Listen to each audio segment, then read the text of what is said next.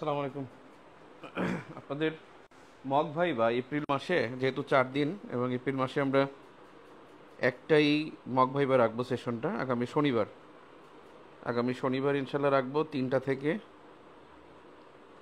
যাদের টাইম দেওয়া থাকবে ওই টাইমে আসবেন, SMS করে। আর আমাদের মগ ভাইবাটা এবার হবে আজিমপুরে, এটা ফার্মগেটে হবে না। আমরা SMS-এর মাধ্যমে জানাই দেবো। যারা এপ্রিলে যাদের ভাইবা তারা অগ্রাধিকার পাবেন, আর তারা রেজিস্ট্রেশন করবেন। বিষয় হলো বাংলাদেশ চায়না রিলেশন এই সপ্তাহে যা ঘটছে, রিসেন্ট পাস্টে যা ঘটছে, তাই কিন্তু আপনাদেরকে ভাই ভাই জিজ্ঞেস করবে। ভাই ভাই জিজ্ঞেস করার ক্ষেত্রে আপনারা তো কৌশলী উত্তর দিবেন, তা তো বুঝতে পারছেন। সরকারের বিপক্ষে কোনো কিছু বলা যাবে না। আর একটা বিষয় হলো যে আহ, আরেকটা বিষয় হলো যে আম, খালেদা জিয়া, জিয়াউর রহমান, তাদের প্রশ্নগুলো ডিফেন্স করতে হবে, তাদের পক্ষে ডিফেন্স করতে হবে। এনসিপি আর বিএনপির মধ্যে কম্পিটিশন থাকতে পারে, বাট আপনার এখানে তাদেরকে ডিফেন্স করে উত্তর করতে হবে। কারণ আহ, জিয়াউর রহমান এবং খালেদা জিয়া তাদের আমলের বিষয়গুলো টেনে নিয়ে আসা এবং তাদের ডিফেন্স করে উত্তর দেয়া, এগুলো ইন্টেনশনাল কিছু কোশ্চেন থাকে, সেগুলো দেখা দেবেন। আপনাকে যদি বলে যে বাংলাদেশের 5জন রাষ্ট্রপতির নাম বলুন, 5জন রাষ্ট্রপতির নাম ওনারা বলতে চায়, 2জনের নাম বলতে বলে, 2জনের বললে অবশ্যই জিয়াউর রহমান বলবেন, আর প্রফেসর ইয়াজউদ্দিন আহমেদ বা জমিরুদ্দিন সরকার তাদেরকে বলবেন। যারা নির্বাচিত রাষ্ট্রপতি তাদের কথা বলবেন। অনেক সময় তারা বঙ্গবন্ধুর নামটা শুনতে চায় না, কারণ বঙ্গবন্ধু তো নির্বাচিত রাষ্ট্রপতি না। তিনি একটা হলো বাকশালের মাধ্যমে হয়েছেন, আর একটা হলেন যে তিনি রাষ্ট্রপতি, তিনি মুজিবনগর সরকারের মাধ্যমে হয়েছেন। সো বঙ্গবন্ধুর নামটা তারা শুনতে চাইবে না। সেক্ষেত্রে আপনারা জিয়াউর রহমান এবং জমিরুদ্দিন সরকার, বিশ্ব জমিরুদ্দিন সরকার বা প্রফেসর ইয়াজউদ্দিন আহমেদ, তাদের নাম বলবেন। আওয়ামী ঘরানার নাম বললে তারা একটু মানে সাধারণত মাইন্ড করে থাকে, কারণ আগে যেটা হয়েছে যে জিয়াউর রহমানের নাম যারা বলছে তাদেরকে ফেল করানো হয়েছে। একজন আছেন আমার অফিসের, আমি যে উপজেলা চাকরি করতাম সেই অফিসের, ওটাকে বলে এও না যেন কি বলে, উনি উপজেলা ওই উপজেলা নির্বাহী কর্মকর্তার স্টাফ, তার ছেলে ঢাকা ইউনিভার্সিটির সমাজ কল্যাণে ছিল। সে প্রশ্ন করছিল যে কয়েকজন রাষ্ট্রপতির নাম বলো, সে জিয়াউর রহমানের নাম বলছে এবং তাকে ভাইবা ফেল করানো হয়েছে। সো তার চাচা কিন্তু অ্যাডমিন ক্যাডার ছিল, চাচা কোনো একটা উপজেলার ইউনো ছিল তখন, কিন্তু সে ফেল করেছে। তো এই আর হলো রিসেন্টলি যেগুলো ঘটছে সেগুলোর মধ্যে, তার মধ্যে আছে বাংলাদেশ চায়না, এই এইটা সম্পর্কে জিজ্ঞেস করবে। কমপক্ষে 10 থেকে 11টা জিনিস এখানে বলার মতো আছে। প্রথমত যদি বলেন আমাদেরকে $210 কোটি সহায়তা দিবে, এটা একটা বিষয়, যে $210 কোটি প্রতিশ্রুতি, 210 কোটি, $210 কোটি প্রদানের প্রতিশ্রুতি দেওয়া হয়েছে, প্রতিশ্রুতি। তবে এখানে একটা বিষয়, যে বাংলাদেশের যে ফরেন অ্যাডভাইজার তিনি বলছেন যে এটা 2 থেকে 3% সুদের পরিবর্তে যেন 1% নেওয়া হয়।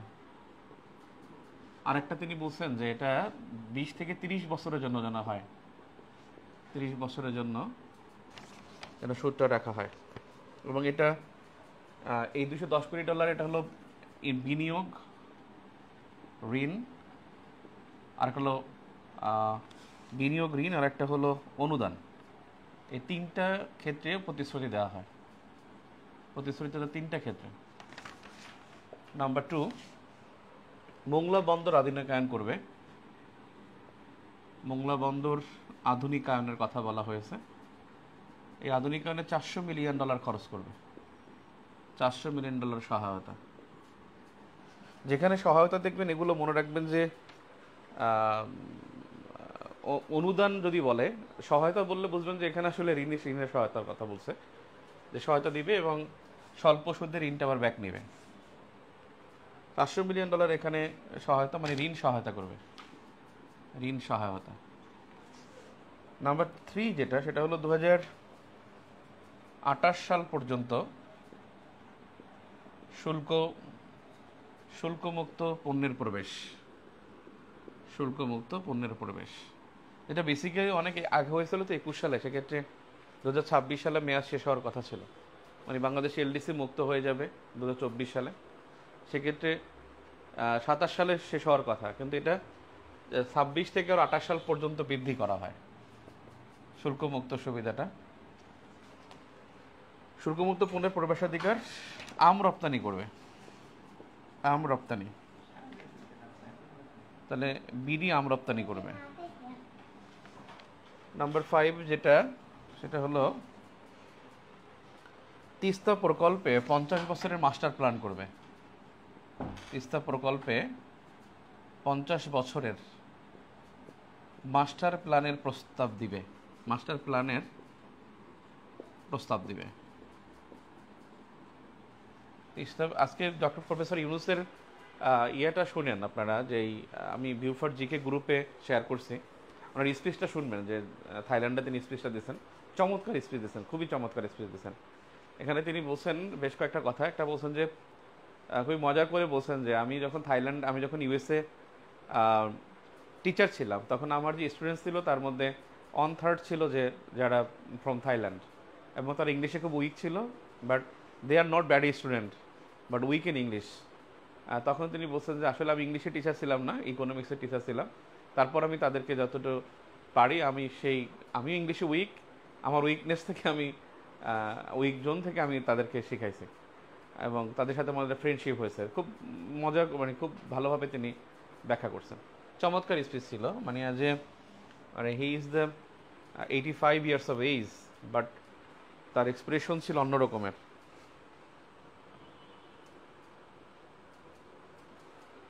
এরপরে যেটা হলো, তিনি চুক্তি সমঝোতা স্মারক, যে একটি চুক্তি করে ও 8টি সমঝোতা স্মারক করে, এবং এখানে একটি চুক্তি হলো অর্থনৈতিক ও কারিগরি সহায়তা চুক্তি। আর 8টি যে সমঝোতা স্মারক, এখানে মোট 6টা সেক্টরে তিনি করেন। তার সেক্টরে হলো সাহিত্য, সংস্কৃতি, সংবাদ মাধ্যম, সংবাদ সহায়তা, গণমাধ্যম, দুইটা আলাদা করে বলছেন, জ্বালানি, স্বাস্থ্য, এই 6টি খাতে 8টি সমঝোতা স্মারকের কথা বলছেন।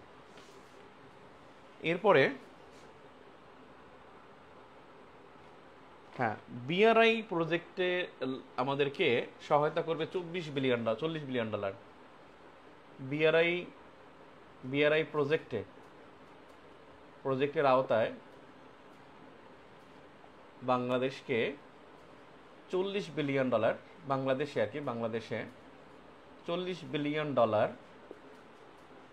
বিনিয়োগ করবে। $40 বিলিয়ন বিনিয়োগ করবে। এই $40 বিলিয়ন মধ্যে একটা হলো $24 বিলিয়ন, আর একটা হলো $16 বিলিয়ন। এখন পর্যন্ত চায়না মানে ডলার থেকে বেরোতে পারে না, এখনো বেরোতে পারে না। একটা 14 আর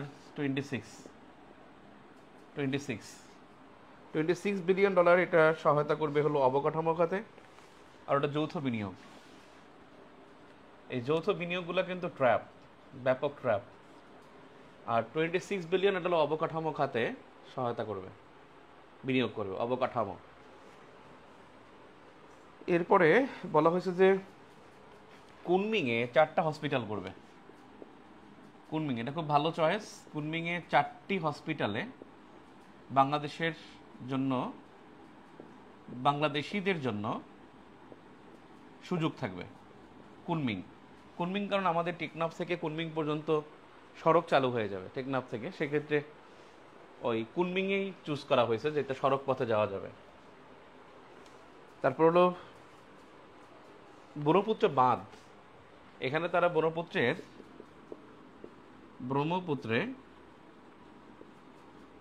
পানি সরবরাহে বাধা দিবে না, মানে কোনো বাঁধ দিবে না। এটা প্রতিশ্রুতি দিয়েছে যে ব্রহ্মপুত্র থেকে পানি আসবে, সে পানি সরবরাহ কোনো রকমের বাধা প্রয়োগ করবে না। তো বেসিক্যালি এই বিষয়গুলো হলো চীন সফরে বাংলাদেশের অর্জন। আর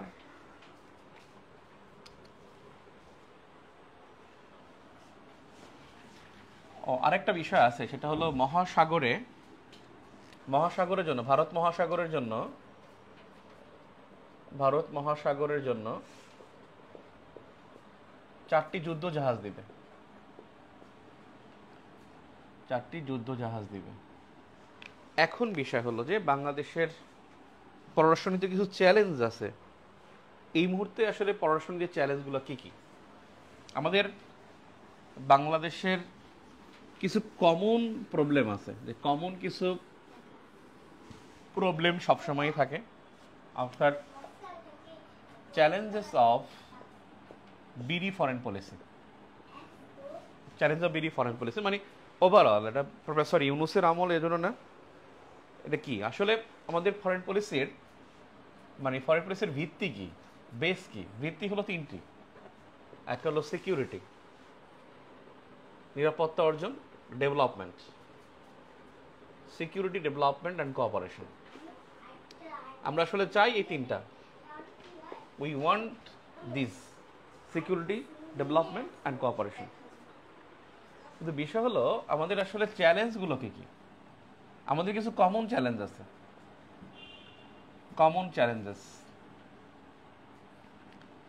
আমাদের কমন চ্যালেঞ্জেস হলো 3টা। এটা একেবারে কমন চ্যালেঞ্জ, মানে গত লাস্ট হাফ ডিকেড ধরে এটা আছে। নাম্বার 1 যদি বলেন, সেটা হলো যে জিও স্ট্র্যাটেজিক্যাল কনফ্লিক্ট ম্যানেজমেন্ট, অর্থাৎ ভূকৌশলগত যে দ্বৈরথ, কনফ্লিক্ট মানে দ্বন্দ্ব, ভূকৌশলগত দ্বন্দ্ব, এটা ব্যবস্থাপনা। আমরা এমন একটা জায়গায় আছি, এখানে ইউএসএ চায়, চায়না চায়, আবার এই জায়গাটা রাশিয়া, ইন্ডিয়া এবং পাকিস্তান তারাও চায়। এখানে হলো যে মানে দ্বৈরথের মধ্যে আমরা আছি। ইন্ডিয়া চাইলে চায়না চায় না, আবার চায়না চাইলে ইউএসএ, আবার দেখা যায় যে এখানে পাকিস্তান চায়নার বন্ধু। সব মিলে এই অঞ্চলে আসলে বড় একটা প্রবলেম হলো যে Jio strategical conflict management. Number 2 হলো যে ক্লাইমেট ডিপ্লোমেসি। আমাদের আসলে জলবায়ু ক্ষতিগ্রস্ত দেশ, আমরা জলবায়ু ক্ষতিগ্রস্ত দেশগুলোর মধ্যে আমরা দুর্যোগের সংখ্যার দিক থেকে কিন্তু 3rd বিগেস্ট নেশন, এবং আমরা কিন্তু ঝুঁকির দিক থেকেও, যে বন্যার ঝুঁকিতে, বিশ্ব বন্যার ঝুঁকিতে 1 নম্বর, সমুদ্রের উচ্চতায় 10ম, তারপরে হলো সাইক্লোনে 2য়। আমরা কিন্তু বড় বড় যে দুর্যোগ আছে সেখানে আমরা কিন্তু ঝুঁকিতে আছি। সেক্ষেত্রে এই ক্লাইমেট ডিপ্লোমেসি অর্জন করা, মানে এটাকে গেইন করা, এটাই হলো আমাদের একটা বড় চ্যালেঞ্জ। আরেকটা হলো সেটা হলো রোহিঙ্গা রিপেট্রিয়েশন।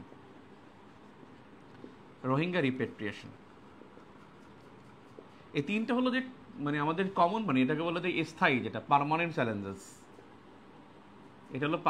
চ্যালেঞ্জেস। এখন বেসিক্যালি যে রিসেন্ট চ্যালেঞ্জেস কি, সেটা হলো fact. What are the recent challenges? বাংলাদেশের ফরেন পলিসির রিসেন্ট চ্যালেঞ্জেস যদি বলেন, 1 নাম্বার যেটা, মানে বেশ কয়েকটা, যে প্রফেসর ইউনূস ক্ষমতা আসার পরে তিনি যে বিষয়গুলো করছেন, যেমন 1 নাম্বার হলো তিনি চ্যালেঞ্জের মধ্যে একটা বড় চ্যালেঞ্জ হলো যে আমাদের চীনমুখী একটা হেলে পড়া, চীনমুখী পররাষ্ট্রনীতি। দেখা গেছে যে চীনমুখী নীতির একটা বড় একটা অ্যাপ্লিকেশন আছে। আরেকটা বিষয় হলো যে চীনমুখী, তো আপনি দেখলেন যে চীনে আমরা কী কী করলাম, সে কী কী আমরা পাবো সেটা। কারণ এখানে একটা বিষয়, যেমন তিস্তা খনন করবে বা তিস্তা মাস্টার প্ল্যান, সেটাকে আমরা চীনকে নিয়ে আমরা ভাবতেছি। ভারত কিন্তু সেখানে গত জুলাইতে এখানে আগ্রহ প্রকাশ করেছিল যে তিস্তা সলিউশনের ইনভলভ থাকবে। আরেকটা বিষয় হলো যে ইন্ডিয়ার বিরক্তি, মানে ভারতের একটা প্রতিবেশী পররাষ্ট্রনীতিতে কখনোই যে সব কিছু বদলানো গেলেও প্রতিবেশীকে বদলানো যায় না। তো প্রতিবেশী বা নেইবরকে আমি চেঞ্জ করতে পারবো না। তাহলে ইন্ডিয়া একটা বিগ নেশন, যে আমার 3 পাশে আছেন, এবং ইন্ডিয়ার ফরেন পলিসির একটা বেসিকই হলো যে এন্টি পাকিস্তান ফিলোসফি, এবং তারা এন্টি পাকিস্তান ফিলোসফি তারা কিন্তু এখানে সবসময় এটাকে তারা প্রায়োরিটি দেয়। সেখানে বাংলাদেশ কিছু পাকিস্তানমুখী কিছু কাজ করছে, বাংলাদেশে রাষ্ট্রীয়ভাবে না হলেও আহ, জিন্নার জন্মদিন পালিত হয়েছে। তারপর দেখা গেছে যে 23শে মার্চ পাকিস্তানের পতাকা দিবস, প্রজাতন্ত্র দিবস পালিত হয়েছে। তারপর পাকিস্তান থেকে জাহাজ আসছে, পাকিস্তানের কিছু 4জন জেনারেল তারা বাংলাদেশে প্রশিক্ষণ দিতে আসছে। আবার নিউক্লিয়ার আমব্রেলা, বাংলাদেশের নিউক্লিয়ার আমব্রেলা এই শব্দটা ইউজ হয়েছে, যেখানে চায়না এবং পাকিস্তানের মাধ্যমে নিউক্লিয়ার আমব্রেলা বাস্তবায়ন করতে পারে। তো এইসব কারণে আসলে চীন ইন্ডিয়া একটু বিরক্তি, এবং 7 সিস্টার্স নিয়ে চিফ অ্যাডভাইজারের বক্তব্য, তিস্তা নিয়ে নেগোসিয়েশন চায়নার সাথে, তাহলে চীনের ইন্ডিয়ার একটা বিরক্তি আছে। নাম্বার 3 হলো এখানে ইউএসের ইন্টেনশন আছে।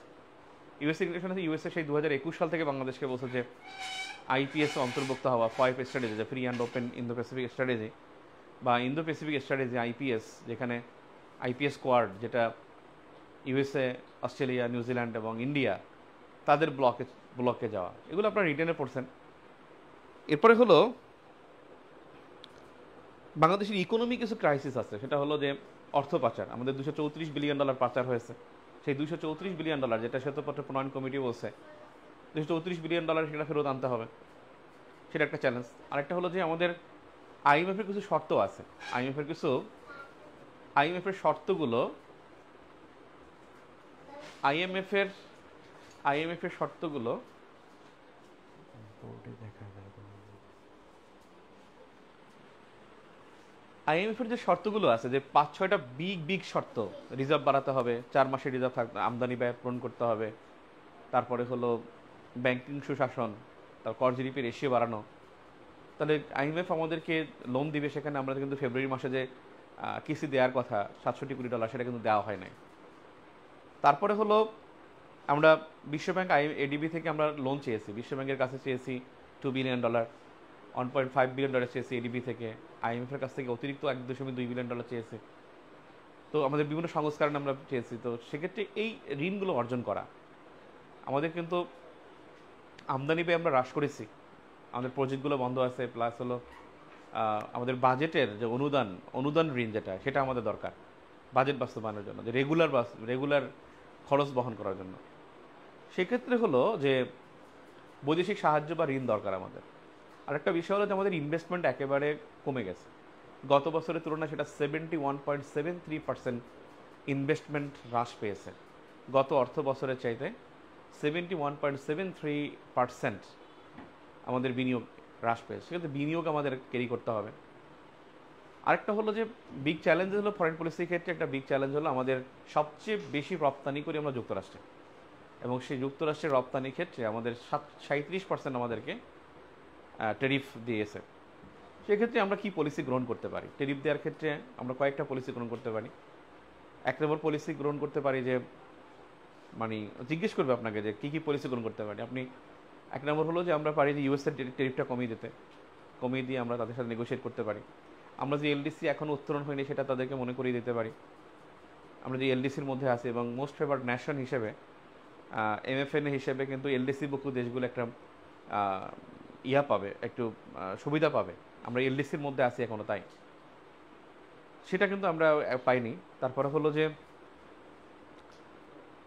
যে আমাদের বিকল্প বা অর্থনীতির বিকল্প মার্কেট আমাদের সার্চ করতে হবে পোশাক রপ্তানির জন্য। তারপর হলো যে যেটা হলো পোশাকের বাইরে আরও পণ্য এক্সপোর্ট করার ব্যাপারে নজর দিতে হবে, বিশেষ করে জাহাজ ভাঙা শিল্প, জাহাজ শিল্প, তারপরে বাইসাইকেল রপ্তানি, তারপরে হলো বিভিন্ন লঘুজাত শিল্প, নির্মাণ শিল্প, তারপরে হলো বিভিন্ন কৃষিভিত্তিক উৎপাদন, এগুলো আমরা রপ্তানি করার বাধা সৃষ্টি করতে পারি। মানে বহুমাত্রিক রপ্তানির দিকে আমাদের নজর দিতে হবে। এগুলোর মাধ্যমে আসলে আমরা এই 37% এটার ব্যাখ্যা করতে পারি। অথবা হলো পণ্যের মান উন্নয়ন, এটা কিন্তু একটা ফ্যাক্ট। এবং লিড টাইম, যে পণ্যের যে লিড টাইমটা যেন আমরা সাকসেসফুলি করতে পারি, এনজয় করতে পারি। সাকসেসফুলি যদি লিড টাইমটা আমরা এনজয় করতে পারি, তাহলে ওরা আমাদের কাছ থেকে নেবে। পণ্যের মান বৃদ্ধি করা, তারপরে হলো যেটা হলো যে কারিগরি সহায়তা বৃদ্ধি করা। তারপর হলো যে ওখানে একটা বিষয় কিন্তু বলছে যে ওদের কাছ থেকে যে আমদানি এবং রপ্তানি, এটা কিন্তু হয় কীভাবে, এটা কিন্তু আপনি 37% ট্যারিফ আমরা ইম্পোজ করি, আসলে এটা আমাদের কোনো ইম্পোজ করার বিষয় না, এটা ওদের ইম্পোজ করার বিষয়। ওরাই আরোপ করে দেয় যে আমরা 74% 74% তুমি অ্যাপ্লাই করবে। কীভাবে এটা করে, যে এইভাবে যে বাণিজ্য ঘাটতির প্রেক্ষাপটে, যেমন আমাদের এখানে $800 কোটি আমরা রপ্তানি করি, এক্সপোর্ট করি আমরা $800 বিলিয়ন, আর আমরা ইম্পোর্ট করি ওদের কাছ থেকে, যে আমরা কিনি সেই ইম্পোর্টটা করি $200 বিলিয়ন। তাহলে $200 বিলিয়ন করলে আমাদের এখানে $600 বিলিয়ন আমাদের কি থাকে, ঘাটতি থাকে। তাহলে 8টা যদি করি, তাহলে আমি যদি 200 আমি যদি 4টা ভাগ করি, তাহলে আমি এখানে 4 ভাগ করলে আমার এখানে 25% হয়। তার মানে এই 25% যদি হয়, তাহলে আমি কিন্তু 200, ও কিন্তু আমার কাছে 200 কেনার কারণে এটা কাটা যাবে। তার মানে 75% কিন্তু এখানে থেকে যায়। এই 75% কিন্তু আমাদেরকে তারা শুল্ক দেয়, টেরিফ দেয়। তার মানে এটা কিন্তু বেসিক্যালি ওদেরও একটা পলিসির মধ্যে পড়ে। এই জন্য আমাদের আসলে ওদের কাছ থেকে আরও বেশি ইম্পোর্ট করলে, আমরা যদি ওদের কাছ থেকে বেশি যেটা করি, বেশি ইম্পোর্ট করি ওদের কাছ থেকে, আমরা বেশি ইম্পোর্ট করলে কী হবে, গ্যাপটা কমে যাবে। মানে ওরা এটা দিছে এই জন্যই যে তুমি আমাদের কাছ থেকে আসলে বেশি কেনো, কিনলে তোমারটার যে টেরিফ হবে তার অর্ধেক তুমি আমার কাছ থেকে পাবা। মানে ও ব্যবসায়ী ভাই, ও জেনুইন ব্যবসায়ী, পারফেক্ট ব্যবসায়ী, মানে আনবিলিভেবল ব্যবসায়ী। যে সুন্দরটা কথা বলছে যে ব্যবসার ক্ষেত্রে বন্ধু কখনো কখনো শত্রুর চেয়ে বেশি হয়, মানে শত্রুর চেয়ে মাত্রা বেশি হয়, এমন তার উক্তি করেছেন। তো সেক্ষেত্রে হলো কি, এখানে 75% আমি ইচ্ছা করলে কিন্তু এখানে কমাতে পারবো না। আপনাকে জিজ্ঞেস করবে আপনি কমাতে পারবেন কিনা, আসলে আমি ইচ্ছা করলে পারবো না। আমি ইচ্ছা করলে পারবো না, কারণ আমি ওর কাছ থেকে বেশি ইম্পোর্ট করতে হবে। ইম্পোর্ট করলে এটা অটোমেটিক কমে যাবে, কমে গেলে ও এর 50% আমাদেরকে ট্যারিফ ইম্পোজ করবে। But clear? সেক্ষেত্রে এটাও আমাদের কিন্তু ভাববার বিষয়, এবং আমরা ওদের কাছে যদি বেশি কিনি তাহলে এটা কিন্তু কমে যাবে। আরেকটা বিষয় হলো যে আমরা, ওরা বলছে কি যে আমরা ইম্পোর্ট করি কিনা। এখন যুক্তরাষ্ট্রের কাছে আমাদের একটা বিষয় যে আমাদের ওদের একটা পলিসি আছে যে ওরা যেটা আমাদের কাছে এক্সপোর্ট করে, যেটাকে বলে মানে পিটিএর মধ্যেই, মানে ওরা পিটিএ বলে না ওটাকে, মানে পিটিএ প্রেফারেন্সিয়াল ট্রেডিং অ্যারেঞ্জমেন্ট, যে অগ্রাধিকারমূলক বাণিজ্য ব্যবস্থা, যে আমি তোমাকে কম দামে তুলা দেবো, তুমি আমাকে কম দামে পোশাক দেবা, এটা হলো পিটিএ। যে ভুটানে আমি 100 পণ্য তোমাকে আমি টেরিফ ছাড়া দেবো, তুমি আমাকে 34টা পণ্য টেরিফ ছাড়া দিবা।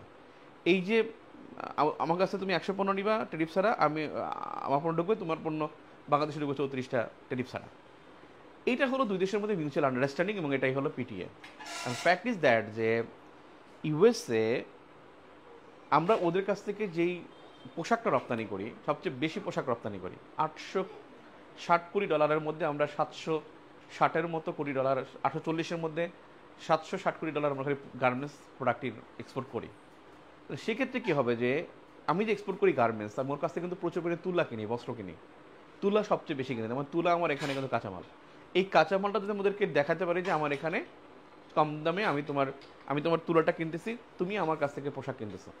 সো এখানে এই যে প্রোডাক্টটা, এই যে মানে প্রাইমারি গুডসটা তোমার ফিনিশড গুডসের উপর, প্রাইমারি গুডস হলো তুলা, আর ফিনিশড গুড কোনটা, গার্মেন্টস, তাহলে সেক্ষেত্রে তুমি গার্মেন্টস আমি কম শুল্ক দেবে। এই নেগোসিয়েশন আমরা করতে পারি। তার মানে আমি অনেকগুলো ওয়ে বলছি কিন্তু, যে আমরা কী করতে পারি। আমি আগে রিসেন্ট চ্যালেঞ্জেসগুলো দেখি, তারপরে 37% অ্যাগেন্স্টে কী করা উচিত সেটা নিয়ে কথা বলতেছি। রিসেন্ট চ্যালেঞ্জেস 1 নম্বরে হলো, সেটা হলো যে চীনমুখী মনোভাব প্রকাশ। নাম্বার 2 যেটা চীন নিয়ে বললাম ওগুলোই। এরপর হলো ভারতের বিরক্তি। কারণ কি, পাকিস্তানের সাথে সখ্যতা বৃদ্ধি। সখ্যতাকে কি আমরা দেখছি, জেনারেল 4 জন জেনারেল প্রশিক্ষণ দিছে, তারপর নিউক্লিয়ার আমব্রেলার কথা বলা হয়েছে। নিউক্লিয়ার আমব্রেলা মানে পরমাণু ছাতা, অর্থাৎ শক্তিশালী দেশ, পরমাণু শক্তিত দেশের ছায়া থাকা, তার মানে পরমাণু শক্তি থাকা, অর্থাৎ ইসরায়েলের মতো। ইসরায়েল যুক্তরাষ্ট্রের নিউক্লিয়ার আমব্রেলার অন্তর্ভুক্ত। তারপরে হলো জিন্নার জন্মদিন পালন। যদিও জন্মদিন পালনটা করেছে পাকিস্তানি ছাত্ররা এবং এক সাংবাদিকরা, মানে প্রেস ক্লাবে করেছিল পাকিস্তানপন্থীদের সাংবাদিক, উর্দুভাষী জনগণ, কিন্তু এটা বাংলাদেশে তো তাই আগে তো হয় নাই, এটা ফার্স্ট টাইম তো হয়েছে। এরপর হলো যে পাকিস্তান প্রজাতন্ত্র দিবসে পাকিস্তানের পতাকা উত্তোলন। পাকিস্তান প্রজাতন্ত্র দিবস যেটা 23 মার্চ, এটা পালন, এটা ওদের জন্য একটা বিরক্তির বিষয়। তারপরে হলো সেভেন সিস্টার্স নিয়ে বক্তব্য দেয়া, সেভেন সিস্টার্স নিয়ে বক্তব্য। যদিও তিনি প্রফেসর ইউনুস বলছেন যে আমরা মানে আমি একটা জিনিস আমি চিন্তা করি যে হাসিনা আসলে কেন ভারতের সাথে এনজয় করতে পারে নাই, এনজয় করতে পারে না আসলে পাবলিক সেন্টিমেন্ট ছিল। আপনি দেখেন আমি কিন্তু আজকে না, আমি এখনো বলি, আমি আমার ক্লাস যারা করছেন আমি 2015 থেকে বলে আসতেছি যে আমাদের উচিত জিএসপি দেয়া, মানে ট্রানজিট ট্রান্সশিপমেন্ট ভারতকে দেয়া, খুব ভালোভাবে দেয়া, উন্মুক্ত করে দেয়া, এবং আমরা এখান থেকে প্রচুর পরিমাণ চার্জ দেবো। এই চার্জটা নেব এবং ওরা আমাদের অভ্যস্ত হবে। আমরা যখনই কোনো কিছু প্রয়োজন হবে আমার ওখানে তিস্তা বন্ধ করে দিবে, আমি এখানে ট্রানজিট বন্ধ করে দেবো। এই রকমের আমি যদি অভ্যস্ত না করি, আমি যদি ওকে এটার মধ্যে নিয়ে না আসি, তাহলে কিন্তু আমি ওকে বর্ষতা স্বীকার করাতে পারবো না। কিন্তু হাসিনা পারে পাবলিক সেন্টিমেন্টের জন্য, বাট প্রফেসর ইউনুস কিন্তু এখন পারবেন, তিনি বুঝাতে পারবেন, কারণ তিনি ইকোনমিক্স ভালো বোঝেন এবং ধরে নেওয়া হবে যে তিনি পজিটিভলি করছেন। তিনি কিন্তু সেই কথাটাই বলছেন যে মানে আমরা কিন্তু সাগরের অভিভাবক, বঙ্গোপসাগরের আমরা অভিভাবক সেভেন সিস্টার্সের জন্য গার্ডিয়ান বলছেন, যে সেক্ষেত্রে আমাদের কাছ থেকে সুবিধাটা সেভেন সিস্টার্স নিতে পারে। হ্যাঁ, তো এই কথা যদি হাসিনা বলতো তাহলে খবর হয়ে যেত, এতদিন আমরা দিল্লি না ঢাকা নিয়ে অস্থির করে ফেলতাম। কিন্তু প্রফেসর ইউনুস কিন্তু কথাটা বলছেন, এবং এটা কিন্তু পাবলিক সেন্টিমেন্টের জায়গায় যে তাকে ট্রাস্ট করে। আসলে politics is perception, perception is fact, যে আসলে তাকে দ্বারা এটা হবে না, তাকে দ্বারা এটা হবে, এই বিশ্বাসটাই হলো ফ্যাক্ট। মানে পলিটিক্স ইজ নাথিং, একেবারে নাথিং এলস। এখানে জাস্ট হলো আপনাকে পারসেপশনটা শো করা, যে আমি তোমার জন্য অনেক কিছু করতে চাই। করেন বা না করেন আপনি অনেক কথা বলবেন, করেন বা না করেন অনেক কথা বলবেন। আপনি ফেনীতে একটা ঘরও তৈরি করেন নাই, বাট ফেনী বন্যার আগে কিন্তু আপনি বলছেন আমি 1000 কোটি টাকা দিলাম, আমি ফেনীতে প্রত্যেকটা ভাঙা ঘরকে আমি বিল্ডিং করে দেবো। এই কথা কিন্তু সে ক্লাব পাইছে। আজ পর্যন্ত কেউ জিজ্ঞেস করে না যে আপনি ফেনীতে ঘর কটা দিয়েছেন, কারণ জিজ্ঞেস করার প্রয়োজনই নাই, মানে পারসেপশন আপনি ক্রিয়েট করতে পারলেই হলো। সো ফ্যাক্ট ইজ দ্যাট যে এখানে ইউসিবি এই বক্তব্যটা দিয়েছেন যে আমরা বঙ্গোপসাগরের গার্ডিয়ান, তোমরা আমাদের আসতে পারো। এছাড়াও তিনি আগে একটা ইন্টারভিউতে বলছেন যদি বাংলাদেশে কোনোভাবে অস্থিরতা দেখা যায় তাহলে এটা কিন্তু সেভেন সিস্টার্সেও লেগে যাবে, কারণ পার্শ্ববর্তী প্রতিবেশী দেশ হিসেবে এই এই ঢেউটা সেভেন সিস্টার্সে যাবে। তাহলে বাংলাদেশ যদি বিরক্তি থাকে তাহলে সেভেন সিস্টার বিরক্ত হবে। এই বক্তব্যগুলো সে পজিটিভলি নিতে পারছে কিনা। ভারতের ভিতরে আর কারণ তিস্তা ইস্যু, যেখানে আমরা মানে চীনকে আমরা ইনভলভ করতে চাই। নাম্বার 3, ইউএসের ইন্টেনশনটা কি? আমরা যেহেতু বিআরআইকে রিসিভ করেছি, বিআরআইকে যখন আমি রিসিভ করেছি, এখানে কিন্তু আমার আইপিএসকে রিসিভ করার জন্য প্রেশার থাকবে, যেই প্রেশারটা 2021 সালে ছিল। আইপিএসকে রিসিভ করার প্রেশার থাকবে। এছাড়াও ইউএসএ বাংলাদেশে ভূরাজনৈতিকভাবে খুবই সে মানে সতর্ক। এখন এখানে কিছু পুরো খবর আছে যে একটা খ্রিস্টান রাষ্ট্র করবে রাখাইনকে উদ্দেশ্য করে, সেখানে পারমাণবিক থ্রেটফুল থাকবে, এগুলো কিন্তু বলা যাবে না, এগুলো গায়েবী কথা, এগুলো কিন্তু কোনো রিসার্চ না। হ্যাঁ, রিসার্চ না গেলে প্রাইম মিনিস্টার যখন ছিল শেখ হাসিনা তখন একবার তিনি বলছিলেন, ওইগুলো মানে এভিডেন্স কিন্তু নাই, খুব বেশি আর্টিকেল নাই এটা নিয়ে, এটা বলা যাবে। নাম্বার 4, সেটা হলো যে অর্থ পাচার ফেরত আনা, পাচার হওয়া $234 বিলিয়ন ফেরত আনা। তারপরে হলো রিজার্ভ বৃদ্ধি করা। রিজার্ভ বৃদ্ধি একটা বিগ চ্যালেঞ্জ, কারণ এখানে কিন্তু 4 মাসের আমদানি ব্যয় পূরণ করতে হবে। যদিও আমাদের এখানে আমদানি ব্যয় 4 মাসেরটা আছে, আমদানি ব্যয় পূরণ করতে হবে আমাদের কিন্তু $25.44 বিলিয়ন, এবং গত মাসে $296 কোটি আসছে। আপনি কি মনে করেন খুব আশার খবর? $296 কোটি আশার খবর বললে তো আপনি আমাকে দালাল বানাই দেবেন। ভাই, ঈদের আগে সবসময় টাকা আসে, এটা ঈদ। আবার দেখুন কোরবানির মাসে যেটা, সে সময় কিন্তু টাকা আসবে অনেক। কিন্তু বেসিক্যালি এখানে থ্রেটফুল কি, এটা মানে খুবই অশনিক সংকেত। সেটা হলো গত এই 24-25 অর্থ বছরে 30% জনশক্তি রপ্তানি কমেছে, এবং সেটা সংখ্যা কত জানেন? 10 লাখ, 13 লাখ, 10 লাখ, মানে 3 লাখ, 13 লাখ, 13, 10 না, 30%, 10 লাখ, রাইট। 10 লাখ জনশক্তি রপ্তানি কমেছে, অনেক ফেরত আসছে, এবং রপ্তানিও কমেছে। 30% জনশক্তি রপ্তানি কমেছে এই অর্থ বছরে। তার মানে এইটা কমে যাওয়া মানে কিন্তু আমাদের রিজার্ভের প্রতি একটা বড় প্রেশার পড়বে, বড় একটা প্রেশার পড়ে যাবে। আরেকটা বিষয় হলো যে যুক্তরাষ্ট্রে কিন্তু অভিবাসী আইন, এটা কিন্তু তারা সুপ্রিম কোর্ট বলছে যেন স্টে আছে, আবার যে আপিল করবে না তা না, ওদের কিন্তু অভিবাসীদের ফেরত পাঠাচ্ছে। অলরেডি ইন্ডিয়ান খুব সম্ভবত 76,000 ইন্ডিয়ানদের তারা কিন্তু ফেরত পাঠাইছে, ইন্ডিয়ানদের কিন্তু ফেরত পাঠাইছে, অনেককে ফেরত পাঠিয়েছে। কিন্তু বাংলাদেশে যদি ফেরত পাঠায় যুক্তরাষ্ট্র থেকে, যেখানে আমাদের মানে জনশক্তির চতুর্থ বৃহত্তম বাজার, কিংবা Saudi Arabia, Malaysia, Oman, UAE, তারপর ইউএসএ, আমাদের পঞ্চম বৃহত্তম জনশক্তির বাজার হলো যুক্তরাষ্ট্র, কিন্তু আমরা ওখান থেকে সবচেয়ে বেশি জনশক্তি রপ্তানি এই বছর পেয়েছি। গত বছর ছিল সেকেন্ড, আপনার ইউএই, থার্ড ছিল কেএসএ, কিংবা সৌদি আরবিয়া থার্ড ছিল। এই বছর কিন্তু ইউএসএ এখন পর্যন্ত আমাদের জনশক্তি রপ্তানির সবচেয়ে বেশি আয়। তো সেক্ষেত্রে জনশক্তি রপ্তানি হ্রাস, এটা কিন্তু আমাদের জন্য একটা বড় চ্যালেঞ্জ। জনশক্তি রপ্তানি হ্রাস। এরপর একটা ফ্যাক্ট হলো যে হ্যাঁ এইটা একটা, তারপরে হলো কোথায় ছিলাম, ও আচ্ছা, আমাদের বৈদেশিক ঋণ দরকার, নাম্বার 7, বৈদেশিক ঋণ দরকার। বৈদেশিক ঋণ কেন দরকার? সেটা হলো আমাদের ব্যালেন্স অফ পেমেন্ট ঠিক রাখা। ব্যালেন্স অফ পেমেন্ট ঠিক রাখতে হলে আমাদের বৈদেশিক ঋণ দরকার, এবং সেক্ষেত্রে আমরা কয়েকটা সংস্থার কাছে টাকা চেয়েছি।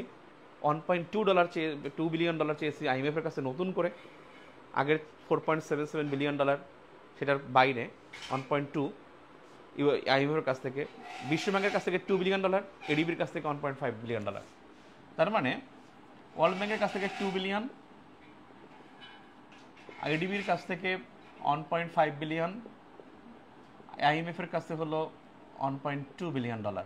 এটা আমরা চেয়েছি আমাদের অর্থনৈতিক সংস্কার সহ বিভিন্ন সংস্কার বাস্তবায়নের জন্য, এবং আমাদের প্রজেক্ট বাস্তবায়নের জন্য, মানে প্রজেক্ট না সরি অনুদান, যে বাজেট বাস্তবায়ন করার জন্য। এরপরে আমি যেটা খুব গুরুত্বপূর্ণ একটা জিনিস হয়, সেটা হলো আরেকটা বিগ চ্যালেঞ্জ, সেটা রোহিঙ্গা নিয়ে আমি বলছি।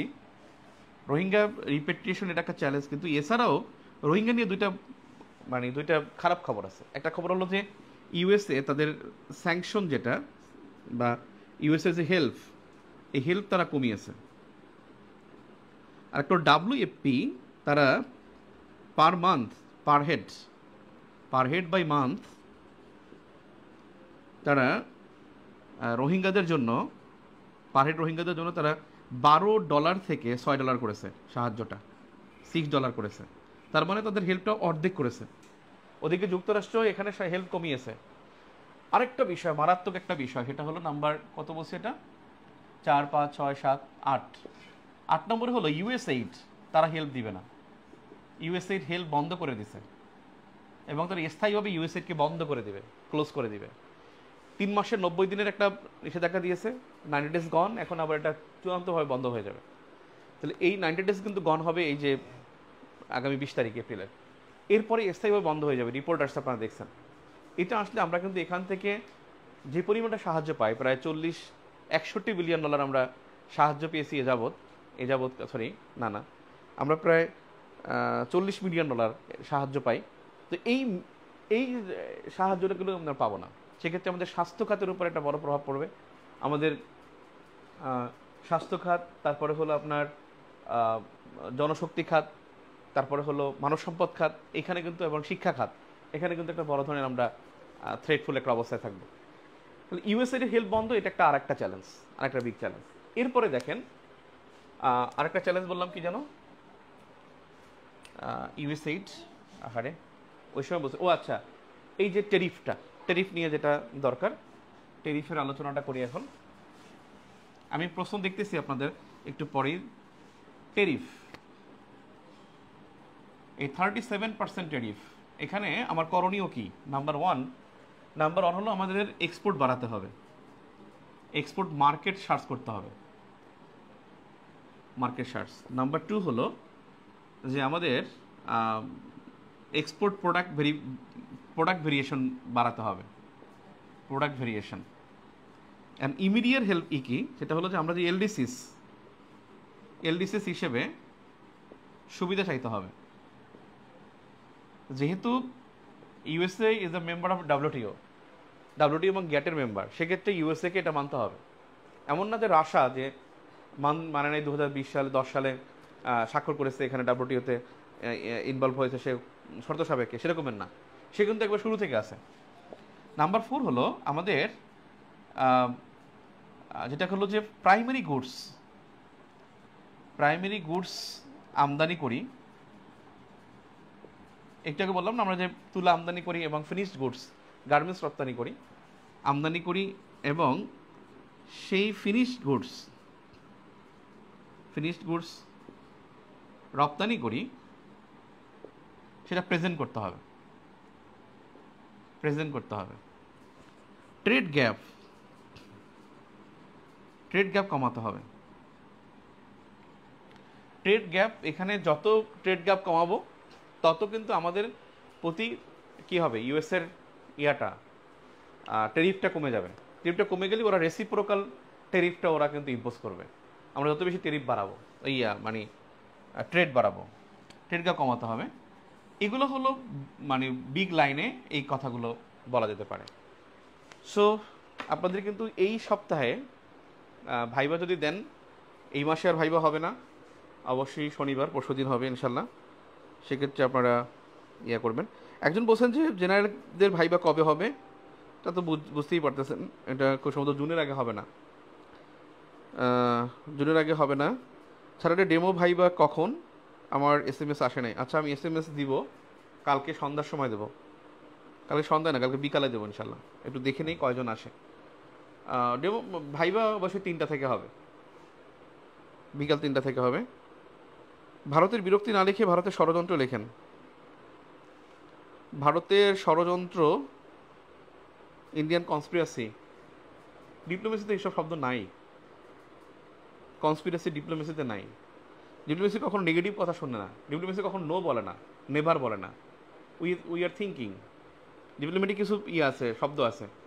বেসিক ভিউতে মনে হয় পাবেন, আপনার কাছে যদি বেসিক ভিউ রিটেন থাকে, ওখানে দেখবেন ফরেন পলিসির মধ্যে লাস্ট একেবারে ফরেন পলিসি অ্যান্ড ডিপ্লোমেসির লাস্টে একটা আছে যে ডিপ্লোমেটিক নর্মস অ্যান্ড বিহেভিয়ার, কী এখানে বলা যায়, কী বলা যায় না। ঠিক আছে, সেখানে কিন্তু কনস্পিরেসি শব্দটা বলা যায় না। আপনারা বললেন হয়তো বা এখন তারা শুনতে চায়। দেখেন না, গোলাম মোল্লার অনেকে প্রশ্ন করছে, খুব চমৎকার বলছে যে শেখ হাসিনাকে ফিরিয়ে আনা উচিত কিনা এবং ফাঁসি দেওয়া উচিত কিনা। তখন তিনি বলছে যে আমি সরকারের খুশি হওয়ার জন্য বলতেছি, মানে যেটা পাবলিক খুশি হবে। সে বলছে যে অবশ্যই তাকে ফিরিয়ে আনতে হবে এবং আমরা আশা করব ইউনূস সরকার তাকে ওখান থেকে চুলের মুষ্টি ধরে দিল্লি থেকে নিয়ে আসবে এবং আমরা তৌহিদি জনতা তারা আমরা যাব এবং ওখান থেকে দিল্লি আক্রমণ করে তাকে আমরা ধরে নিয়ে আসবো এবং এনে ফাঁসিতে ঝুলে মেরে ফেলবো। আর বাস্তবতা হলো সম্ভব না। ঠিক আছে, সো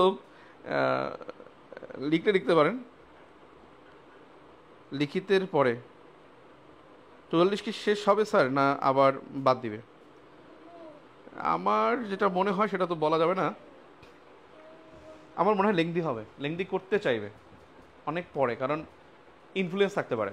আমার মনে হয়, যেটা আল্লাহ জানে ভাই, আমার মনে হয় কোনো একটা সামথিং ইনফ্লুয়েন্সের ভয়ে এটা পিছাতে পারে এবং আরও প্রলং হতে পারে।